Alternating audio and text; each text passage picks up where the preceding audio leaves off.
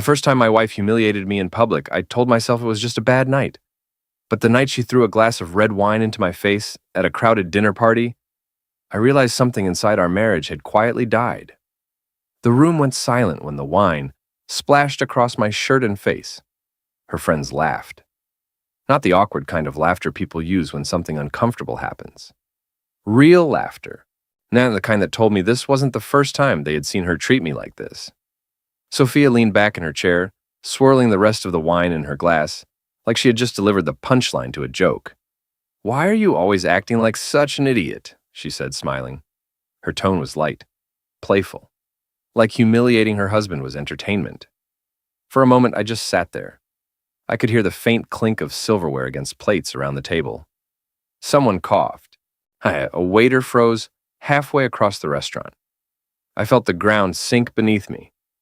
7 years of marriage, 7 years of building a life together, 7 years of believing I was married to someone who respected me. And suddenly, I was the punchline to a joke I didn't understand. But I didn't yell. I didn't argue. I didn't give her the reaction she expected. Instead, I quietly wiped the wine from my face with a napkin, stood up from the table, and walked out of the restaurant. Some of the cool night air outside hit my face like a slap.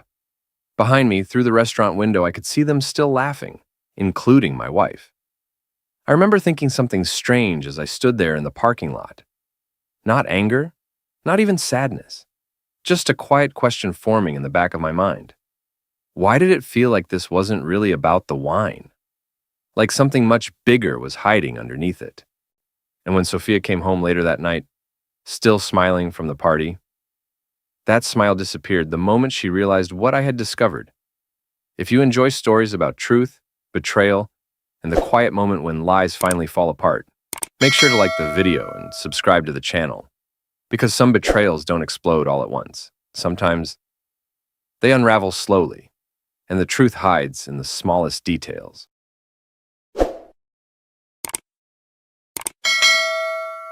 The restaurant had been chosen by Sophia. Of course it had. It was one of those expensive places with dim amber lighting, polished glasses, and the kind of soft music that made people lower their voices without realizing it. Her friends loved places like that. Places where every plate looked too pretty to eat and every smile felt practiced. I had come straight from work, still carrying the weight of a long day in my shoulders, hoping the evening would be simple. Just dinner. Just one of Sophia's social nights. Smile, nod, make conversation, get through it. That was how things had been for a while. Not bad enough to call broken, not good enough to call happy. At our table, her friends were already halfway through their second glasses by the time I arrived. Candles flickered between plates of half-finished appetizers. Sophia sat at the center of it all, like she belonged there more than anywhere else. Radiant in a dark green dress, her lipstick perfect, her laughter bright and sharp enough to cut through the music. She looked beautiful. That was the cruel part. Even in the moments that would later haunt me, she still looked like the woman I had once trusted with every part of my life. "Look who finally made it," one of her friends, Vanessa, said as I approached. Sophia smiled, but there was something off in it. Not warmth, not relief, performance. "David's been buried alive at the office again," she said, lifting her glass. "Honestly, I'm starting to think he loves spreadsheets more than me." The table laughed. I managed a small smile and took my seat beside her. Traffic was bad. "Traffic," she repeated, drawing out the word like it was an old excuse. "There's always something, isn't there?" I looked at her then, really looked at her, trying to understand the tone. It was light, casual, but it landed wrong, like a pebble dropped into still water. For the first 30 minutes, I told myself I was imagining it. The conversation drifted between vacations, office gossip, someone's kitchen renovation, someone's husband who apparently forgot an anniversary and had been punished for it ever since. Sophia was animated, charming, alive, in a way she hadn't been with me in months. At home, she had become distracted, tired, always somewhere else, even while sitting right in front of me. But here, with them, she glowed. Every now and then, she would touch my arm or mention me in passing, but Not in the way a wife includes her husband. More like I was a prop in one of her stories. David still can't tell the difference between good wine and grocery store vinegar, she said at one point, and the table laughed again. I forced a chuckle. That's not true. She tilted her head, smiling at her friends instead of me. It absolutely is. I let it go. That was what I did back then. I let things go. And the little comments, the tiny cuts, the dismissive looks. I convinced myself that marriage had seasons, that stress changed people, that everyone went through rough patches and not every cold moment meant something deeper. Love makes you protective of the person hurting you. It makes you rewrite their cruelty into temporary frustration. It makes you patient when maybe you should be paying attention. Dinner arrived, plates clinked, waiters floated in and out with rehearsed politeness. I was reaching for my water when Vanessa started telling a story about a man in her office who'd accidentally sent a voice note meant for his mistress to the company group chat. The table exploded with laughter. Men are unbelievable, someone said. Some of them make cheating look like a full-time job, another added. Sophia swirled the wine in her glass and said, most men aren't even smart enough to lie properly. Something about the way she said it made me glance at her. There was no bitterness in her face, no disapproval, just amusement. A private kind of amusement that seemed to live under the words. Vanessa turned to me with a grin. You'd never survive an affair, David. You've got too much guilt written on your face. I'm not planning to test that theory, I said. More laughter. Then, Sophia gave a soft snort and leaned back in her chair. Please, she said. David couldn't survive ordering dinner without acting confused. The table laughed harder this time. I felt it then, something small and ugly tightening in my chest. Still, I stayed calm. I told myself not to be sensitive, not to ruin the evening, not to become exactly what she wanted me to look like in front of her friends. Stiff, humorless, easy to mock. So I smiled faintly and reached for the bread basket. That was when my elbow lightly caught the side of her wine glass. Not enough to knock it over, just enough to make the red surface ripple. My hand stopped instantly. Sorry, it should have ended there. A normal wife would have moved the glass and laughed it off. A normal awkward moment, nothing more. But Sophia looked down at the glass, then at me, and something changed in her expression. I can still see it now if I close my eyes. It was so fast, so subtle, that maybe another person wouldn't have noticed. Her face hardened first. Then came the smile. A cold smile. One that didn't belong to the woman I thought I knew. Before I could say another word, she lifted the glass in one quick motion and threw the wine directly into my face. The shock was immediate. Cold liquid hit my eyes, my cheeks, my shirt. A dark stain spread across my collar and tie. For half a second, the whole table froze.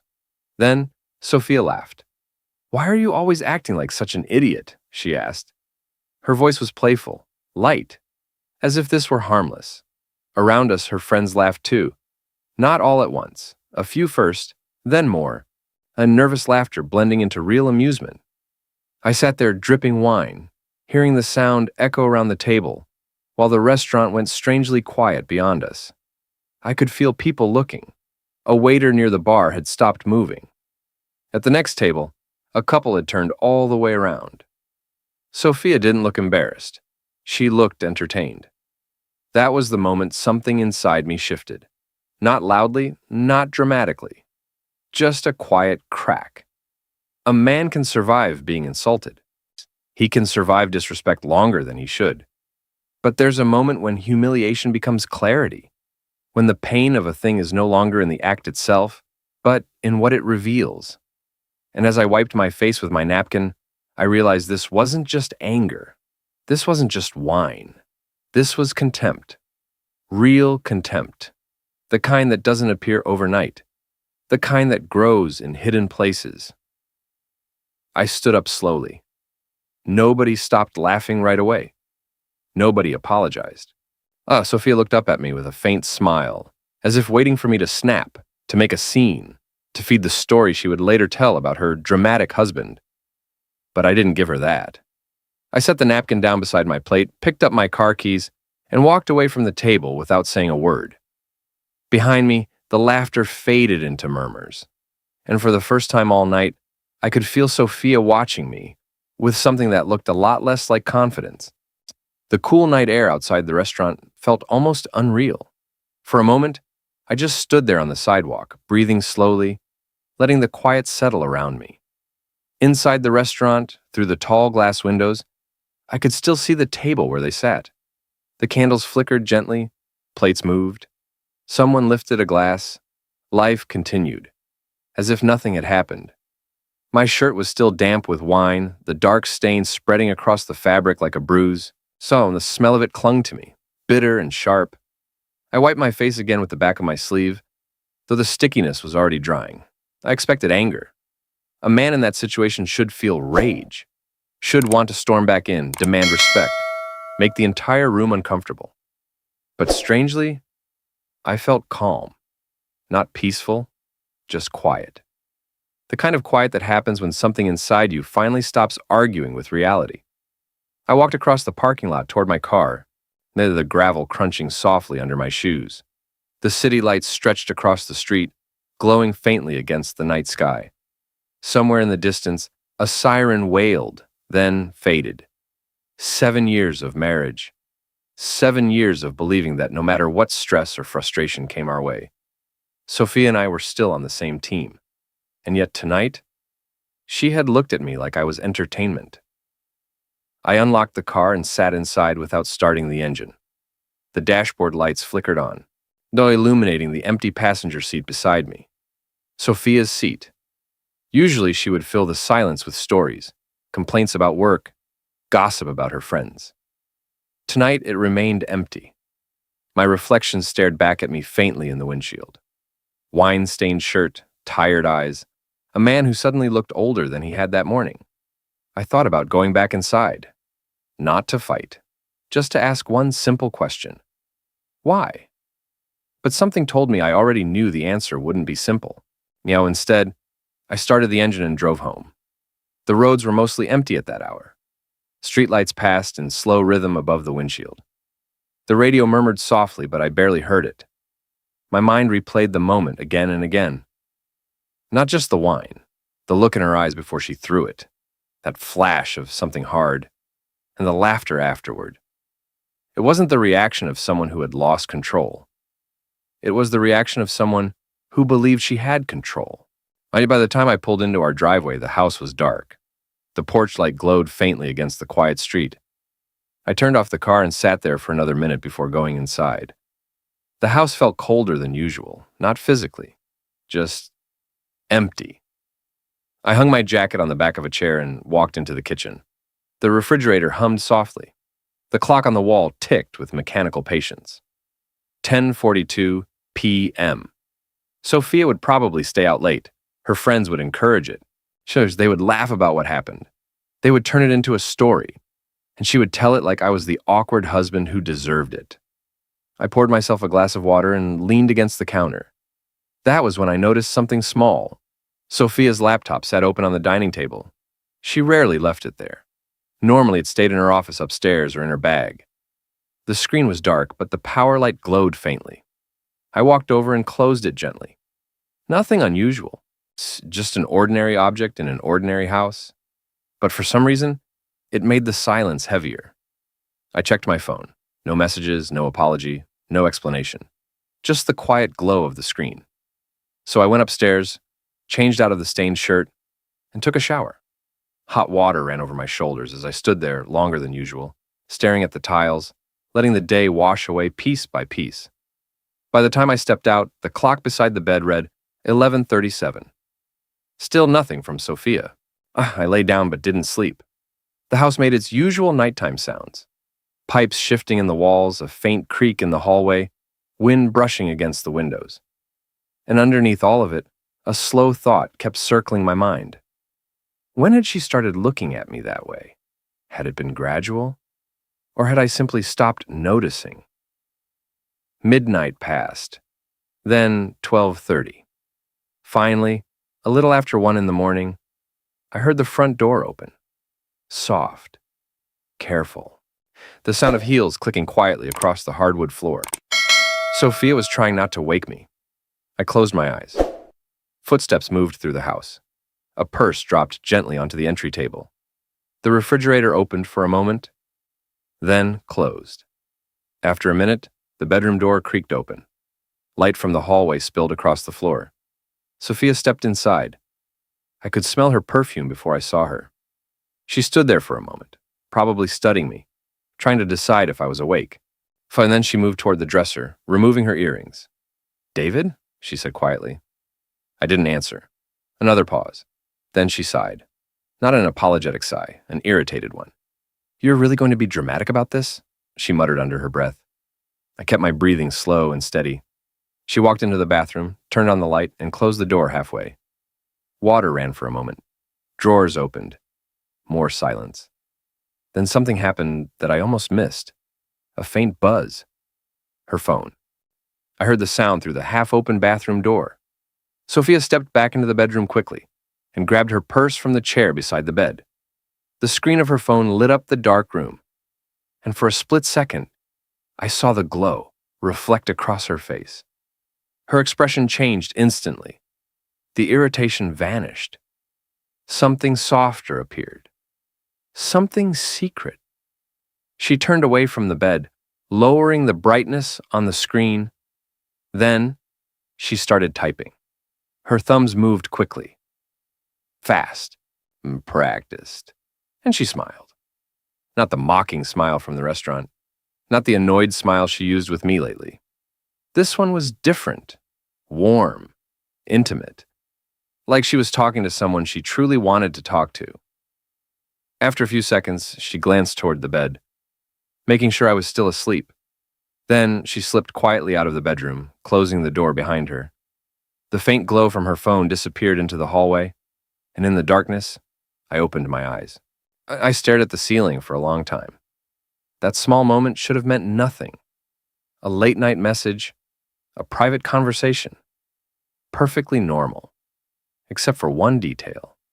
In 7 years of marriage, Sophia had never hidden a message from me before. Not once. But tonight, she smiled at someone else in the dark. And suddenly, the wine at the restaurant didn't feel like the real humiliation anymore. It felt like a distraction, like the beginning of something much worse. And the strange thing about suspicion is that it doesn't arrive all at once. It creeps in quietly. At first, it's just a thought you push away. Then it becomes a question you can't quite answer. And eventually, it becomes a silence that grows louder every day. That night after the dinner party, I didn't confront Sophia. I told myself I didn't have enough reason to. A message on her phone meant nothing. Everyone had private conversations. Everyone had friends. And everyone had moments they didn't share with their spouse. And that's what I told myself. But something had changed inside me. Before that night, I trusted Sophia automatically. After that night, I started paying attention. The next morning, sunlight crept through the bedroom curtains slowly, painting pale gold lines across the ceiling. The alarm clock buzzed at 6:30 like it did every weekday. Sophia groaned softly beside me. For a moment, everything looked normal again. She stretched lazily under the blanket, her hair falling across her shoulder, her voice still thick with sleep. "Morning," she murmured. I turned my head slightly. "Morning." She yawned and rolled out of bed, walking toward the bathroom. Nothing in her face suggested the night before had happened. No embarrassment, no apology.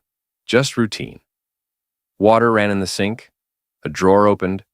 Her toothbrush tapped lightly against the edge of the counter. I watched the bathroom door, waiting. Not for an explanation. Just for acknowledgement. But it never came. When she came back into the bedroom 10 minutes later, she was already scrolling through her phone. Her expression softened briefly, the same expression I had seen in the dark hallway the night before. Then, she noticed me looking. Her thumb stopped instantly. The screen turned black. "You're staring," she said casually. "Just thinking." "About what?" I hesitated. About the wine, about the laughter, about the message she hid. But instead, I shrugged. "Work." She nodded quickly, relieved by the answer. and walked toward the closet.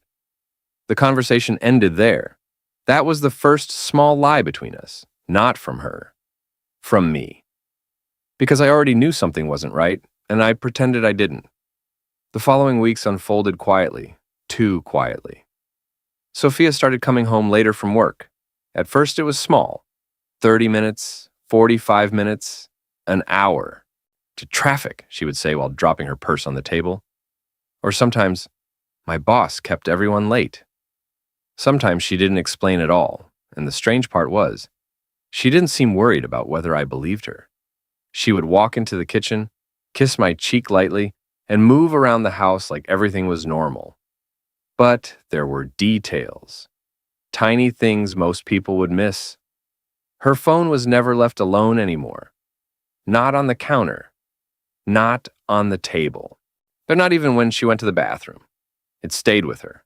Always face down, always within reach. One evening I was cooking dinner when her phone buzzed on the kitchen counter. She had stepped into the laundry room for a moment. The screen lit up. Just a notification. No name visible, just a message preview. I missed. The rest disappeared before I could read it. Sophia returned seconds later and grabbed the phone quickly. Too quickly. Spam, she said before I even asked.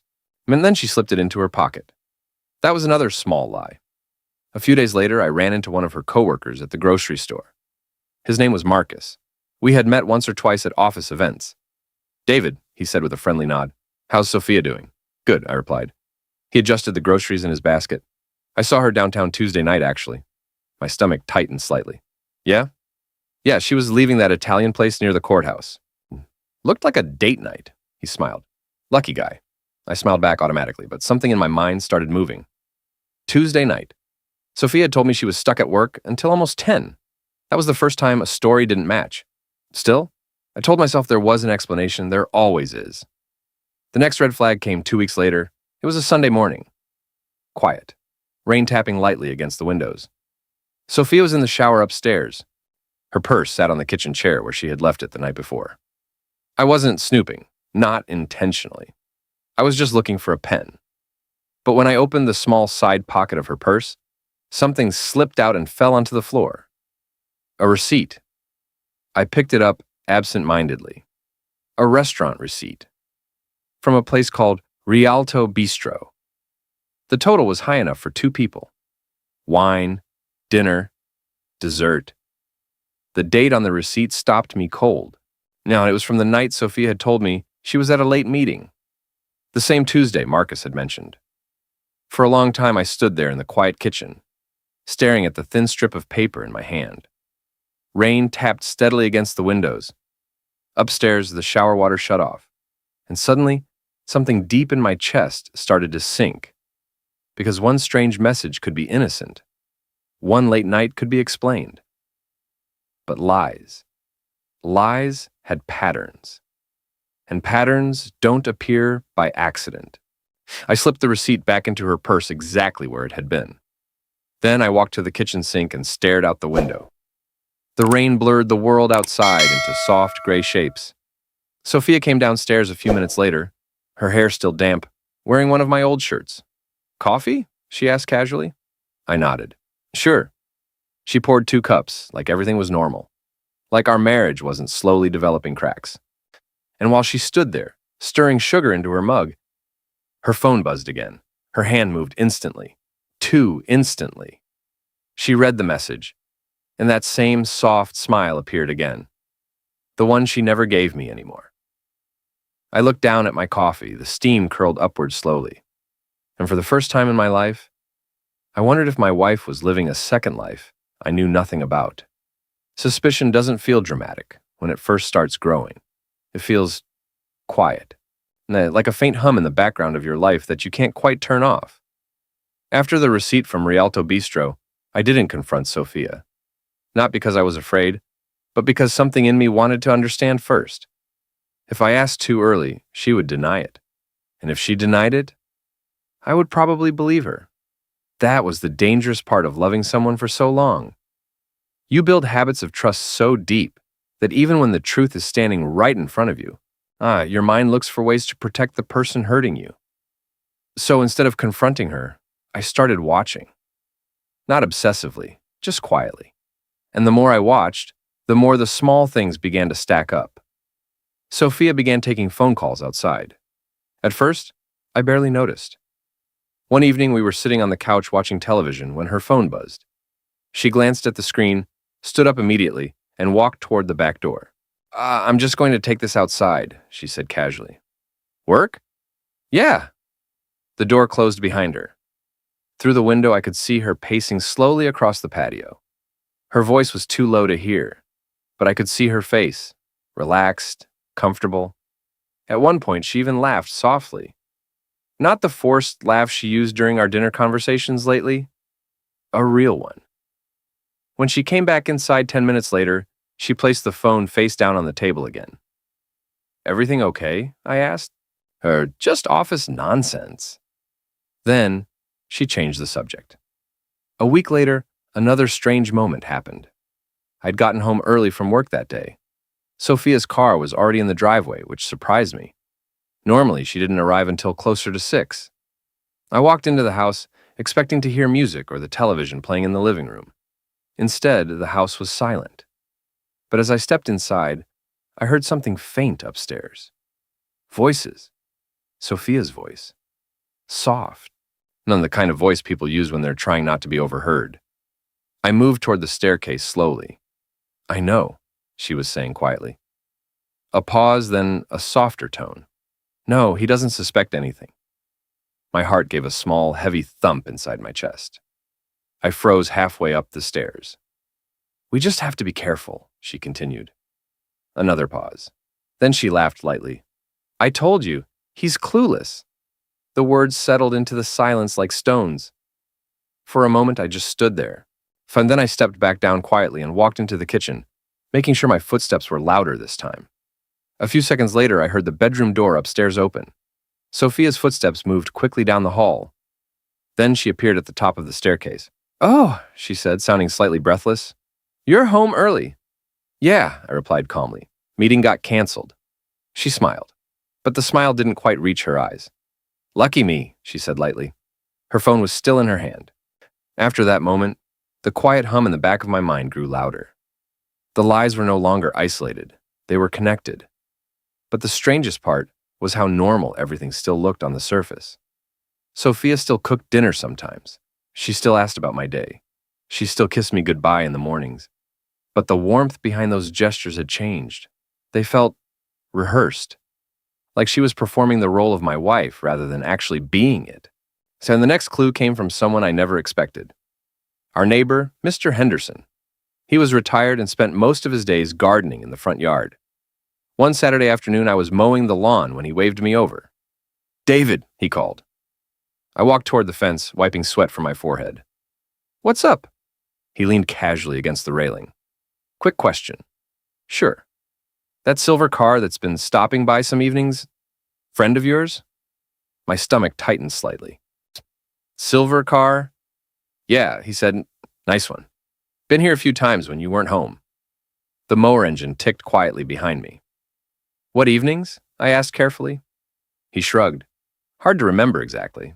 Late, though. Around 9 or 10, maybe. My chest felt heavier. You sure it wasn't someone visiting another house? He shook his head. Nope. Parked right outside your driveway.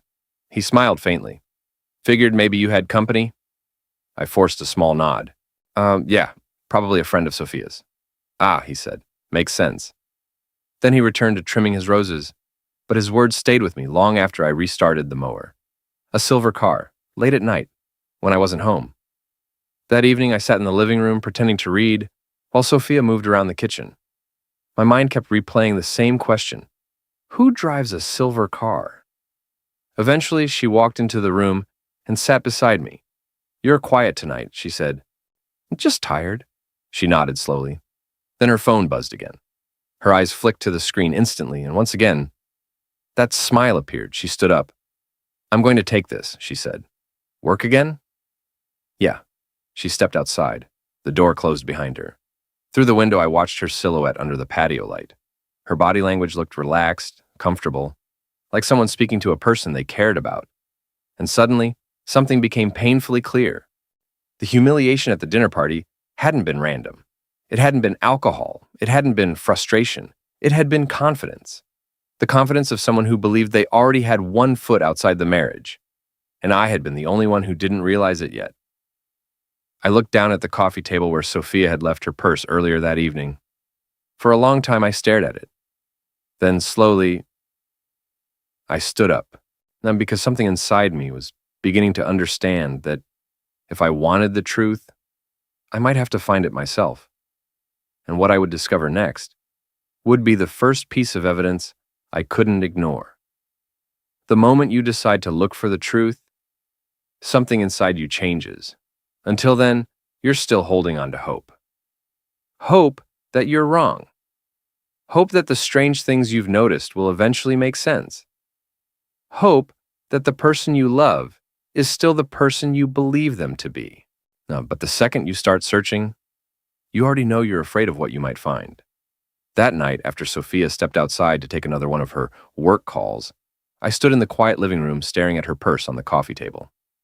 The house felt unusually still. From outside, through the glass door, I could see her silhouette pacing slowly across the patio. Phone pressed against her ear, head tilted slightly as she listened. She looked relaxed, comfortable. Not like someone discussing office problems. My eyes drifted back to the purse. It was a small leather bag, dark brown, something she had bought during a weekend shopping trip months earlier. Normally, I would never think twice about touching it. In 7 years of marriage, there had never been a reason to. But tonight, the hesitation felt heavier, not because it was wrong, but because it meant something had already broken. I walked over slowly and picked it up. It felt strangely heavy in my hands. For a few seconds, I just stood there, listening to the faint sound of Sophia's voice outside. Then I opened it. Inside were the usual things: wallet, lipstick, a small bottle of perfume, loose receipts, nothing unusual. At first, I checked the side pocket where I'd found the restaurant receipt before. More paper, grocery receipts, a parking ticket stub. Then something else. A folded piece of paper, smaller than the others. I unfolded it carefully. No, it was another receipt. This one from a hotel. Riverside Suites. My chest tightened slightly as my eyes moved across the page. Room charge. 2 guests. 1 night. The date printed at the bottom made my stomach drop. 3 weeks ago. Sophia had told me she was attending a late work conference that evening.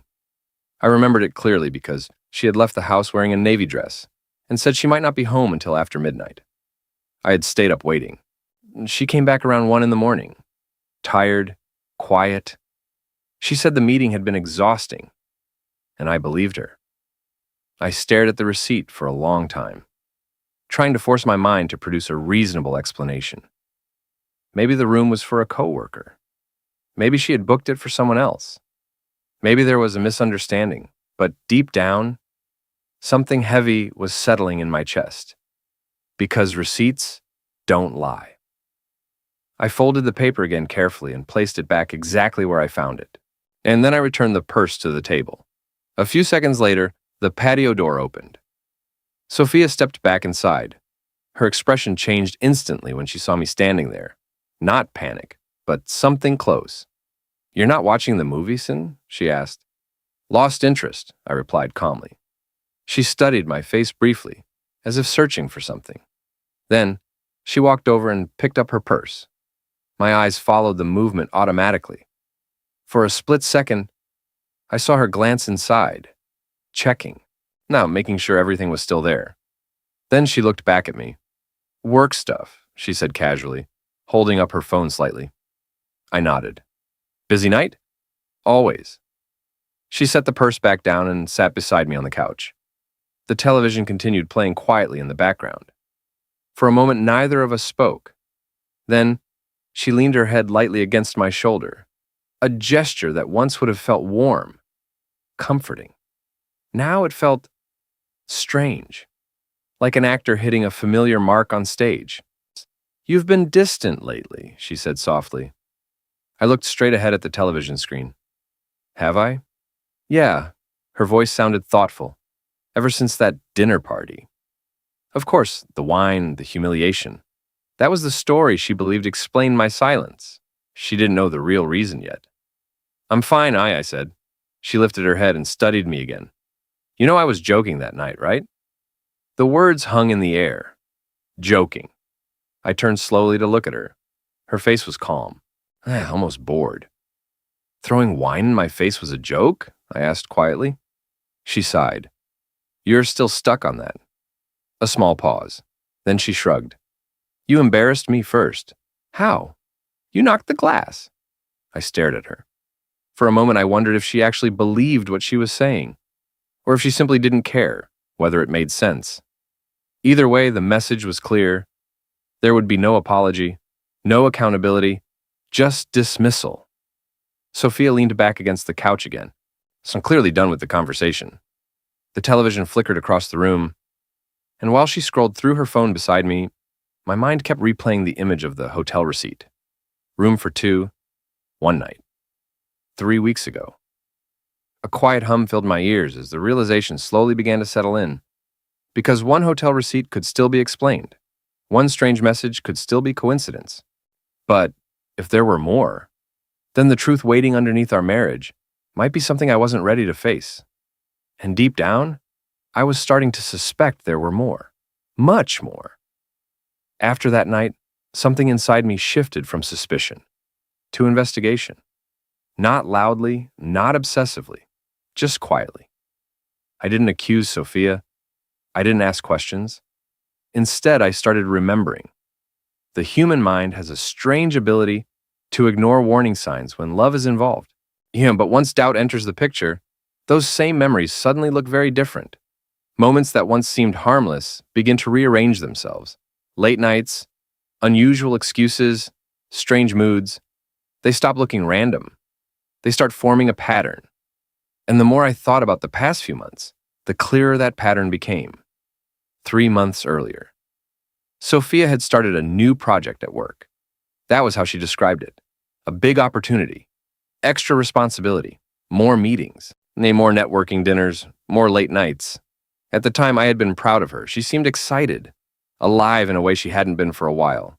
"You might not see me much for a few weeks," she had told me with a playful smile. "Don't miss me too much." Back then, I laughed.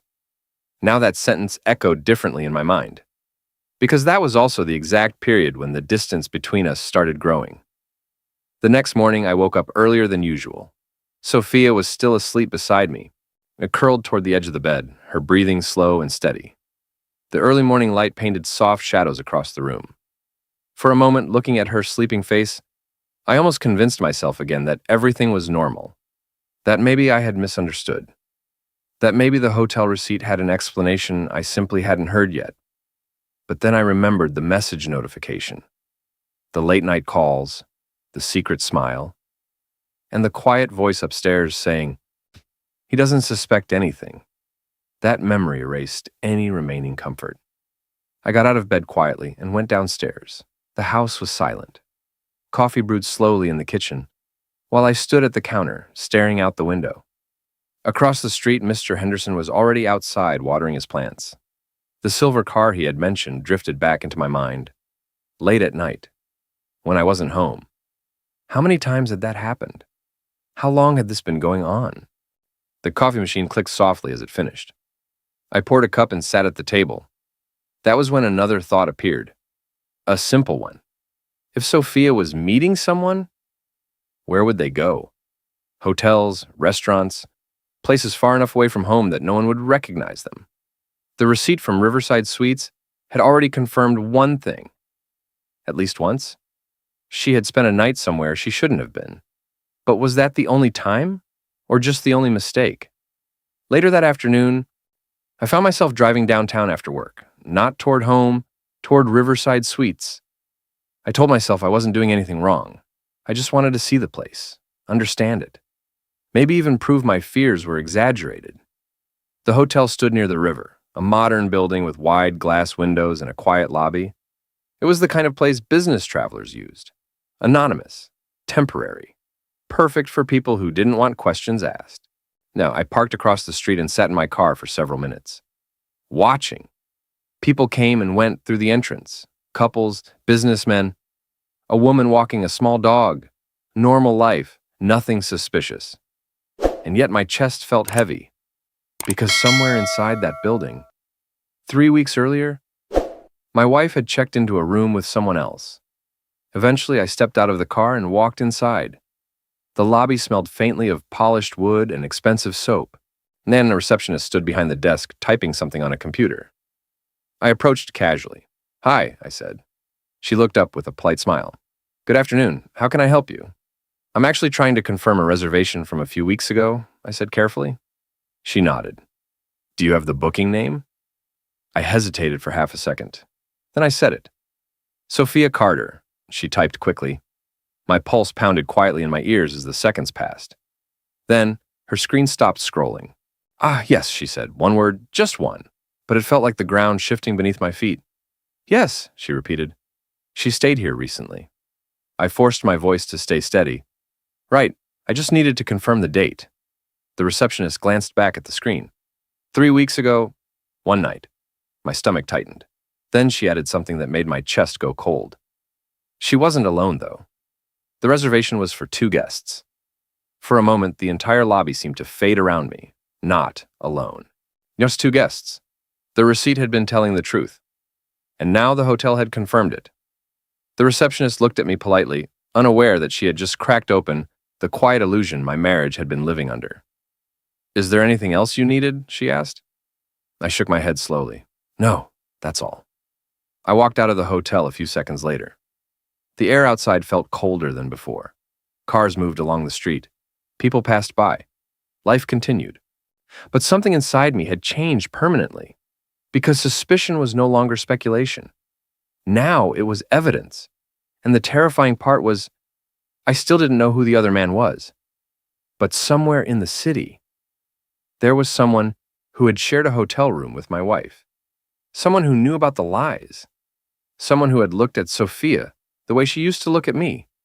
And somehow, I had a growing feeling that the person behind it all might be someone much closer than I expected. Now, once the truth begins to surface, the hardest part isn't the discovery. It's the waiting. Because when you know something is wrong, but you don't yet know the full story, every moment becomes heavy with possibility. After leaving the hotel that afternoon, I drove home in silence. The confirmation from the receptionist kept replaying in my mind. She wasn't alone. 2 guests. 3 weeks ago. The facts were simple, uncomplicated. But emotionally, they felt like standing at the edge of something I wasn't sure I could face. By the time I reached our neighborhood, the sun had already begun dipping low behind the houses. Long shadows stretched across the street. The quiet suburban calm of the place suddenly felt surreal. Kids rode bikes at the end of the block. Someone's dog barked in a backyard. Normal life. Meanwhile, my marriage was quietly collapsing beneath the surface. No, Sophia's car wasn't in the driveway when I arrived.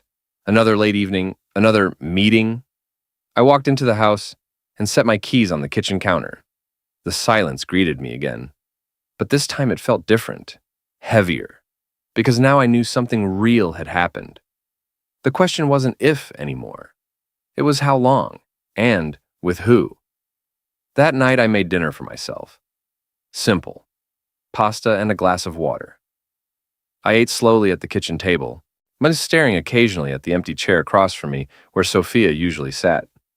For years that chair had represented stability, routine, home. Now it looked like a symbol of something hollow. Halfway through the meal, her car finally pulled into the driveway. Headlights swept across the front window briefly before the engine shut off. A minute later, the door opened. Sophia walked inside carrying her purse and a small shopping bag. "You're home early," she said casually. "I left work on time." She kicked off her heels near the door and walked into the kitchen.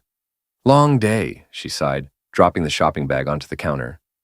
I noticed the faint smell of perfume in the air. Not the one she usually wore, something different. Sweeter. "Did you eat?" she asked. "Yeah." She opened the fridge and grabbed a bottle of water. For a moment we stood there in silence. Then she leaned against the counter and looked at me. You've been acting weird lately." I kept my voice neutral. "Have I?" "Yeah." Her tone wasn't concerned, it was annoyed. "Ever since that stupid dinner party." I shrugged slightly. "Maybe I'm just busy." She studied my face like she was trying to read something, but if she suspected anything, she didn't show it. After a moment, she pushed away from the counter and walked upstairs. "I'm going to shower," she said. "Okay." Her footsteps faded down the hallway above me. A minute later, I heard the bathroom door close.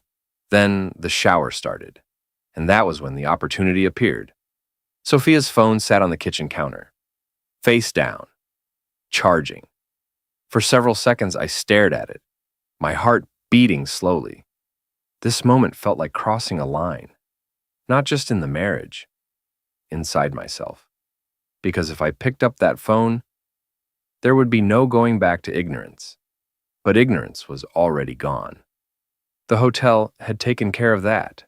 So slowly, I walked over and picked up the phone. The screen lit up, locked. Of course. Sophia had started using a passcode about 2 months ago. Before that, she never bothered. But as I stared at the keypad, something strange happened. My mind remembered something automatically. A number she used often, her birthday. I entered it. The phone unlocked instantly. My chest tightened. For a moment, I just stared at the home screen. Then a notification banner slid across the top. A new message, and from a contact saved under a simple name. Ryan. My stomach dropped. The message preview read only a few words. "Miss you already." The rest was hidden. My thumb hovered over the screen. Then I opened the conversation, and suddenly, the world around me felt like it had stopped moving. Because the messages weren't vague. They weren't innocent. They were unmistakably intimate. Photos, plans, late-night conversations, inside jokes, conversations stretching back months. And the deeper I scrolled, the colder my chest became. Because this wasn't just flirting. This was a relationship, a hidden life.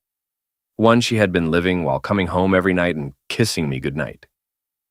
But the worst moment came a few seconds later, when I scrolled far enough back to see the first saved photo in the chat. My fingers froze. My breathing stopped. Because the man standing beside Sophia in that picture was someone I knew. Someone who had stood in my house. Someone who had shaken my hand.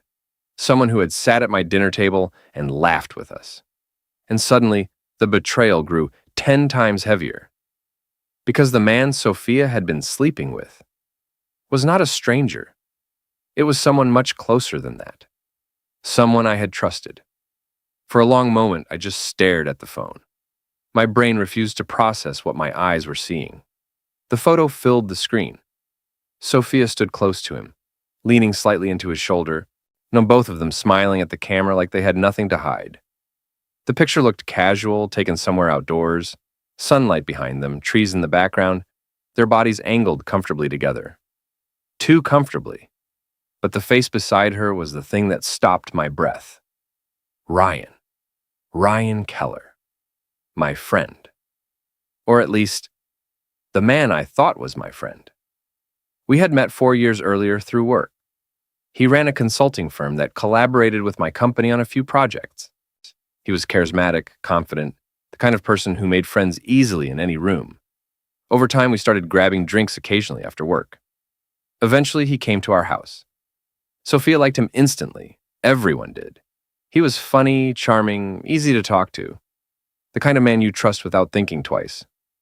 And now his name was glowing on my wife's phone. My hands began to feel numb. I forced myself to keep scrolling. The messages stretched back for months. At first they were casual. Work talk, jokes, light flirting disguised as sarcasm. But gradually the tone shifted. The messages became longer, more personal, more intimate. One from Sophia caught my eye.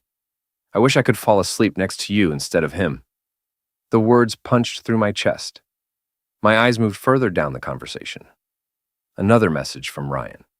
"Soon. We just have to be patient." My stomach twisted. Further down the thread, another photo appeared. This one taken inside a hotel room.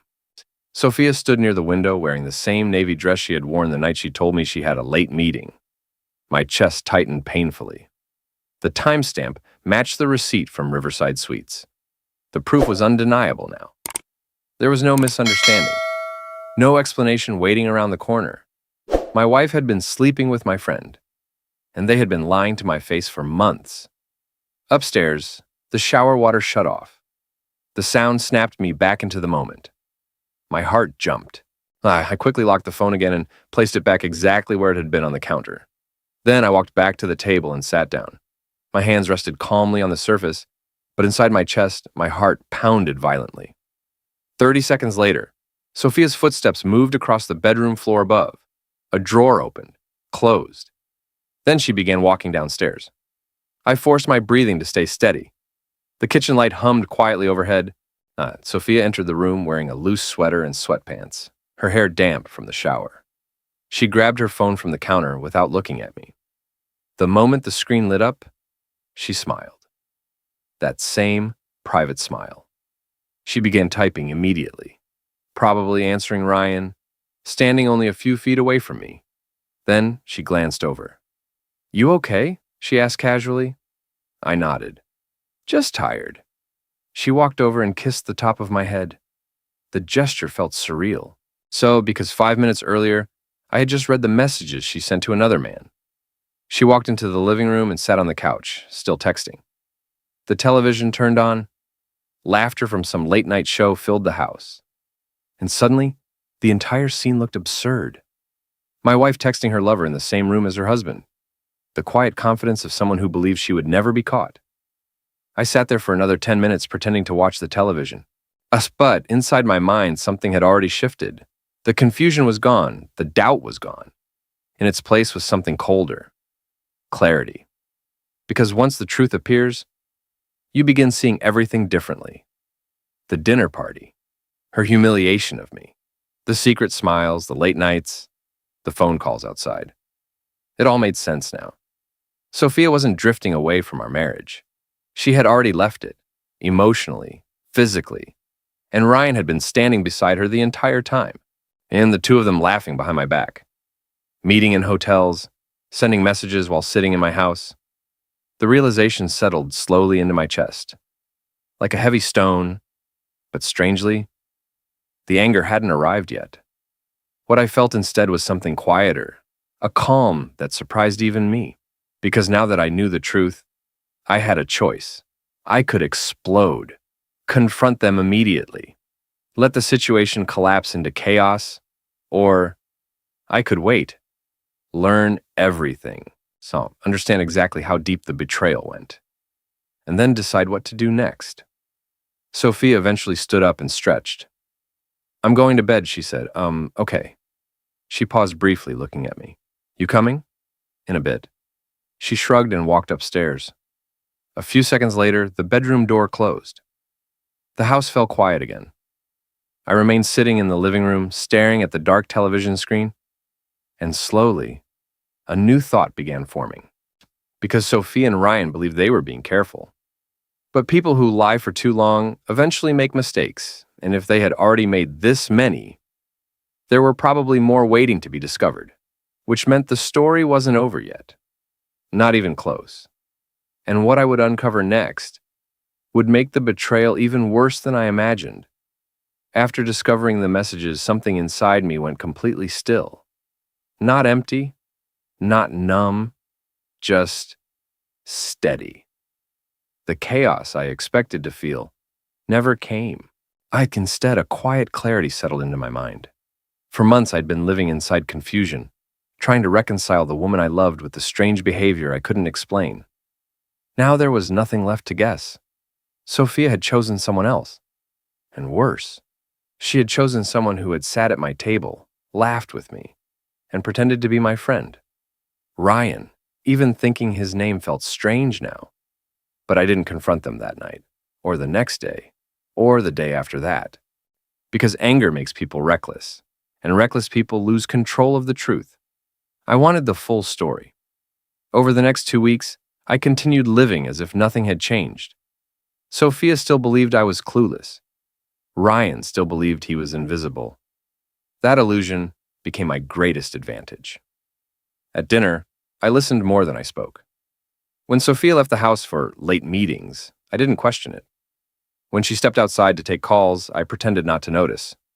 Meanwhile, And the evidence quietly grew.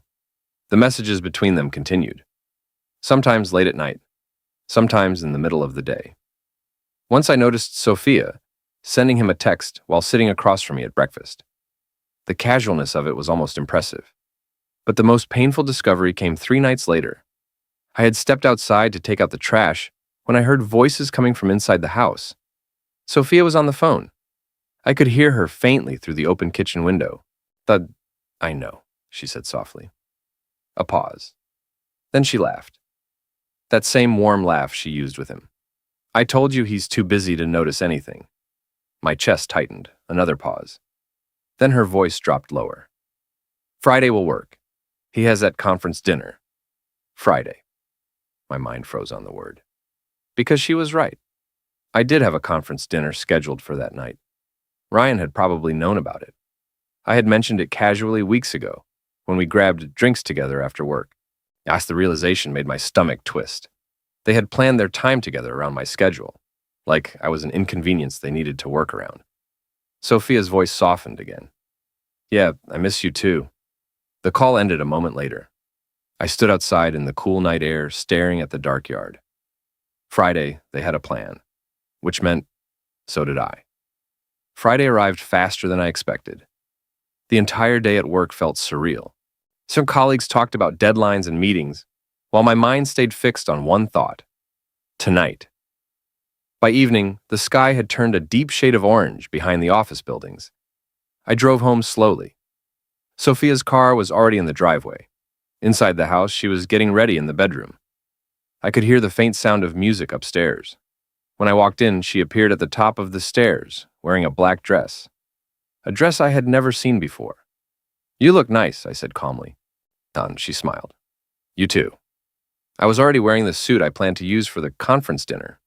For a moment, we stood there, looking at each other. An ordinary married couple preparing for separate evening plans. Except, only one of us knew what the other was really doing. I'll probably be home late, she said. No, same here. She walked downstairs, grabbed her purse, and kissed my cheek. The gesture felt mechanical, rehearsed. Then she headed toward the door. I'll text you later, she said. Nah, okay. The door closed behind her. Her car started a few seconds later. Then, the sound faded down the street. The house fell silent again. I stood there for a full minute. Then, I walked to the window. Instead of driving toward the office district, Sophia turned left toward downtown, toward the same part of the city where Riverside Suites was located. My heart beat slowly, steady, because now I knew exactly where she was going. And tonight, for the first time in months, I wasn't going to let them hide. 20 minutes later, I pulled into the parking lot across the street from Riverside Suites. The same hotel, the same place. Sophia's car was already there, parked near the side entrance. My chest tightened slightly. Not with doubt, just with confirmation. I waited inside the car for several minutes. Then another vehicle pulled into the lot, silver. My breath stopped. Ryan stepped out of the driver's seat. Even from across the street, I recognized him instantly. He adjusted his jacket, checked his phone, and walked toward the hotel entrance, completely relaxed, completely unaware that the man he had been betraying for months was watching from the shadows. And as he disappeared through the glass doors, I realized something important. The lies were about to end, but not the way either of them expected. I sat in the car for another minute after Ryan walked inside. The steering wheel felt cold beneath my hands. This was the moment where most people would turn the car around, go home, pretend they never saw what they just saw. But something inside me had already crossed that line days ago when I opened Sophia's phone. There was no going back to ignorance. So I stepped out of the car. The night air smelled faintly of rain and asphalt as I crossed the street toward the hotel.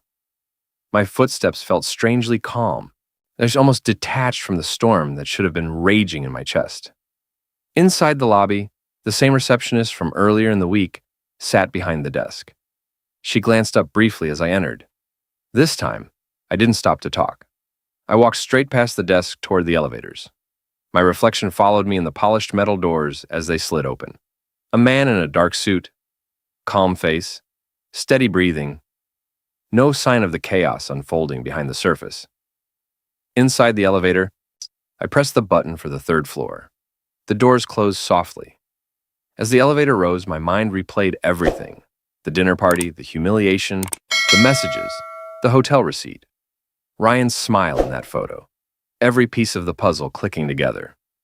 By the time the elevator doors opened again, my chest felt strangely empty, not angry, just finished. The hallway was quiet.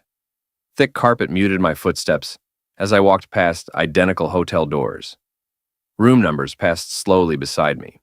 My phone buzzed quietly in my pocket. A message from Sophia. "Hope the conference dinner is going well." I stared at the screen for a moment, then slipped the phone back into my pocket. Finally, I stopped outside room 318. Light spilled faintly from underneath the door. Inside, I could hear voices. Low, relaxed. Sophia's laughter. Ryan's voice. Comfortable. Like they belonged there together. My hand rested on the door for a moment. Then I knocked. Inside, the voices stopped instantly. Then a pause. Footsteps approached. The door opened. Ryan stood there. For a split second, confusion crossed his face. Then recognition hit him. The color drained from his expression. "David?" Behind him, Sophia appeared. The moment she saw me standing there, her smile vanished. The silence in the room felt thick enough to touch. For several seconds, none of us spoke. Then, I stepped inside. Ryan backed away automatically. Sophia stood frozen near the bed. The room smelled faintly of perfume and wine. Two glasses sat on the small table near the window. My eyes moved slowly across the scene, then back to them. Ryan ran a hand through his hair nervously. "Look, man." I raised a hand calmly. "Don't." He stopped talking. Sophia finally found her voice. "How did you—" "The hotel confirmed your reservation earlier this week," I said quietly. Her face went pale. Ryan stared at her. "You told me he didn't know." "I thought he didn't," she snapped back. The tension between them crackled instantly. For the first time since I walked in, anger flickered inside my chest. But my voice remained calm. "How long?" Neither of them answered. I looked directly at Ryan. "You first." He swallowed hard. "About 4 months." Sophia glared at him. "Ryan!" "What, he snapped. "He's already here." The words hung in the air. 4 months. Nearly half a year of lies. 4 months of shared dinners, conversations, handshakes. Sophia turned toward me quickly. "David, this isn't—" "Don't," I said quietly. Now the single word stopped her immediately. For a moment, all three of us stood there in silence. Then I looked at Ryan again. "You came to my house," I said.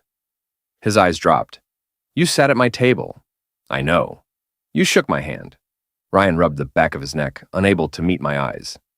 Sophia stepped forward. "This isn't just his fault." I looked at her slowly. "Oh, I know." Her face tightened. "David, our marriage hasn't been working for a long time." The sentence felt almost rehearsed, and like something she had practiced saying. "You could have said that," I replied calmly. "You were always busy." "That's not an answer." Ryan shifted uncomfortably beside the window. Sophia crossed her arms defensively. "We didn't plan for this to happen." The absurdity of that sentence almost made me laugh.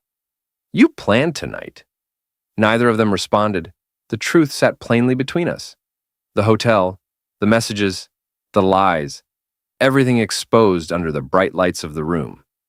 Finally, and I took a slow breath, "I'm filing for divorce." Sophia blinked. The word seemed to surprise her. Ryan looked up quickly. "That's it?" Sophia asked. "Yes. You're just walking away?" "There's nothing left here." Her expression shifted from shock to something else, something defensive. "You're not perfect either, David." "I never said I was." Ryan looked deeply uncomfortable now. Sophia's voice hardened. "You've been emotionally absent for years." "Then you should have left." Silence fell again. So finally, I turned toward the door. Ryan spoke quietly behind me. "I never meant to hurt you." I paused, then looked back at him. "You didn't mean to get caught." Neither of them responded. So I opened the door and walked out. The elevator ride down felt longer than before, but strangely, lighter. Because the worst part of betrayal isn't the truth, it's the uncertainty. And now, that uncertainty was gone. When I stepped outside into the cool night air, the city lights stretched across the dark sky. For the first time in months, I could breathe again. Not because the pain was gone, but because the lies were. And somewhere behind me, in that hotel room, two people who thought they were in control of the story had just realized they never were. The strange thing about the moment after everything breaks is how quiet life becomes. You expect chaos. You expect shouting, dramatic scenes, endless arguments. But most of the time, what follows betrayal is silence. The night I left the hotel, I didn't drive straight home. Instead, I drove for nearly an hour with no destination in mind. The city lights blurred past the windshield, while the radio murmured softly in the background. My mind replayed the scene in the hotel room, again and again. Ryan's pale face, Sophia's shocked expression, the way the air shifted when the truth finally stood in the open. Oddly enough, I didn't feel victorious. There was no sense of revenge, just a heavy kind of clarity. Because once someone betrays you like that, you realize something painful but necessary. The relationship you believed in had already ended long before the truth came out. Eventually, around midnight, I returned home. The house looked the same as it always had. The same porch light glowing beside the door. The same quiet street. But the moment I stepped inside, the place felt unfamiliar. Like a set from a movie about someone else's life. Sophia wasn't home yet. Of course she wasn't. I walked slowly through the house, noticing small details I had ignored for years. The framed photos in the hallway, our wedding picture hanging near the stairs, the vacation photo from the coast 3 summers ago. Back then, we looked happy. Or at least, we looked like two people who believed they were. I stood there for a long time staring at that picture. Then I took it off the wall. Not angrily, just carefully, and placed it face down on the entry table. Sophia returned around 2 in the morning. Her car pulled into the driveway quietly. A minute later, the front door opened. She stepped inside slowly, as if unsure what she would find. When she saw me sitting in the living room, she stopped. We looked at each other across the room. Neither of us spoke at first. Finally, she walked closer. "David," she began. I raised a hand gently. "You don't need to explain." Her shoulders stiffened. I wasn't going to lie. "That's new." The words landed softly but firmly.